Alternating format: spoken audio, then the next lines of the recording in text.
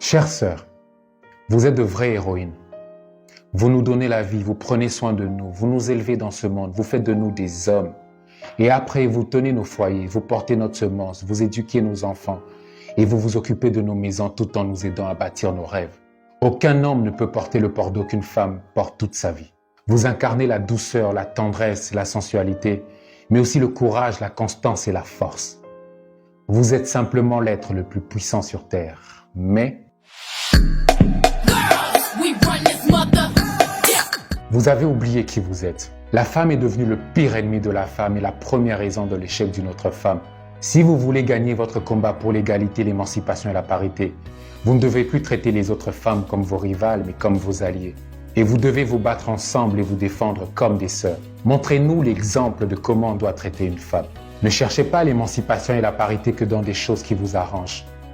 La parité, ce n'est pas simplement d'avoir le droit de faire autant de mal que les hommes ou d'être aussi infidèle que nous. Cherchez votre émancipation dans des choses qui vous rendent plus fort et qui font grandir notre société. Vous venez dans toutes les tailles, toutes les formes et les couleurs. Ne laissez jamais personne vous dire que vous n'êtes pas assez ou que vous n'avez pas de valeur. Vous aurez toujours de la valeur si vous vous mettez en valeur. Mais vous devez apprendre à vous valoriser. Apprendre à faire semblant et à ne pas rire, même si cette blague sur vous est drôle, mais dégradante. Apprendre à ne plus vous bouger sur cette chanson qui est si bonne, mais qui dit que les femmes sont des putes. Et apprendre à arrêter d'avoir peur du regard des autres. Vous n'êtes pas capable de prendre un appart et d'aller vivre seul à 35 ans parce qu'on est des bantous et que c'est mal vu pour une jeune femme qui n'est pas mariée de quitter chez ses parents ou que ça fait feu les hommes sérieux, alors que ça vous tue de rester chez papa et maman et de ne pas avoir votre propre vie. Tout ça à cause de ce que vos tantes, vos copines, vos ennemis, vos collègues, la société va penser de vous. Mais elle est où la société quand vous êtes seul en train de pleurer parce que votre vie s'effondre? Vous commencez par être la fille de quelqu'un. Ensuite, vous devenez la femme de quelqu'un. Et pour finir, la maman de quelqu'un. Mais quand est-ce que vous êtes quelqu'un? Quand est-ce que vous vivez pour vous et vous expérimentez vos propres décisions? Si le salut est individuel, alors les choix que vous faites devraient aussi être individuels. Être belle est devenu votre boulot à plein temps. Make-up à outrance, cabello, lace wig, faux cils et faux ongles, lentilles de contact bleues et vertes pour vous redonner confiance en vous. Vous êtes tellement busy à être belle que vous n'avez plus le temps de travailler sur votre intelligence et votre croissance spirituelle. Des frisants, cheveux lisses, éclaircissants vous rendent tellement belle, mais vous font aussi un peu oublier vos racines. Et c'est quand on lui arrache ses racines qu'un arbre meurt. Vous enviez des femmes dont les cheveux tombent de nature, alors que Dieu vous a donné des cheveux qui s'élèvent de nature. Vos objectifs de vie sont Mac, Vuitton, iPhone, Gucci, Dubaï, Hermès, Louboutin. Je pense qu'aucune femme ne devrait rêver du nouveau sac Chanel, mais rêver d'être la nouvelle Coco Chanel. Et pendant que vous passez des heures devant le miroir à chercher qui est la plus belle, il y a 176 millions de jeunes filles en Afrique qui sont excisées et à qui on arrache les parties génitales parce que le plaisir de la femme est un soi-disant danger pour la société. Ouvrez les yeux. Ne vous laissez pas berner par tous ces effets de mode. On est passé de la journée des droits de la femme à la journée de la femme, mais aujourd'hui c'est carrément devenu la fête du pain. Ce n'est pas une journée où vous devrez célébrer, mais une journée où vous devez faire un état des lieux sur les avancées dans la lutte pour vos droits. Il y a à peine quelques décennies, votre place dans la société n'était pas très loin de celle des esclaves. Vous n'avez pas le droit de travailler, de faire du commerce, de voyager sans l'accord de votre mari, de voter, de posséder une propriété ou d'avoir accès à l'éducation. Vous n'aviez même pas le droit de porter un pantalon.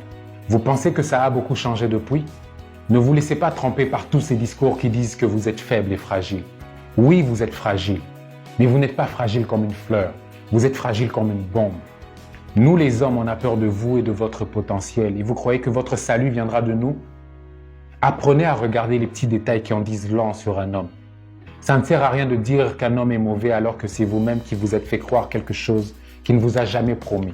Beaucoup de femmes ont tellement peur d'être seules et de rater le mariage qu'elles sont prêtes à revoir leurs standards à la baisse, à prendre le premier venu, à se mettre avec un connard et un mec qui les traite sans respect et à passer ensuite le reste de leur vie à prier que Dieu change son cœur. C'est triste. N'ayez pas peur d'avoir des rêves, des passions, d'expérimenter, de trouver un boulot, de bâtir une carrière, de devenir indépendante. Il n'y a que comme ça que vous ne jugerez pas un homme uniquement à sa capacité financière, mais plutôt à sa personnalité et à son potentiel humain. Donc le seul travail à faire, c'est sur vous. Si vous travaillez sur vous-même, vous allez avoir confiance en vous et vous allez comprendre qui vous êtes. Et une femme qui sait qui elle est et ce qu'il lui faut fera de meilleurs choix. Apprenez à mieux choisir vos hommes. Choisissez des hommes que vous admirez, dont vous respectez les principes et les valeurs et en qui vous croyez. Il n'y a que comme ça que vous n'aurez pas peur qu'ils soient les chefs de vos familles. Ne vous attendez pas à ce que votre relation réussisse si vous croyez plus dans la vision de votre pasteur que dans celle de votre homme. Soyez fiers. Même quand vous doutez de vous, soyez fiers. Ne laissez pas le monde voir que vous doutez parce que le monde adore vous voir douter. Mais ne soyez pas fiers pour rien, donc n'ayez pas peur d'apprendre. Donc n'ayez pas peur de dire je ne sais pas. Parce qu'il n'y a rien de pire qu'une femme qui est pleine de vide. Osez l'amour, osez les projets, osez l'aventure et parce qu'elle est trop courte, osez la vie. Et restez forte, même quand tout s'écroule autour de vous. Parce que quand une femme se lève pour elle-même, sans le savoir, sans le dire et sans le faire exprès, elle se lève pour toutes les autres femmes.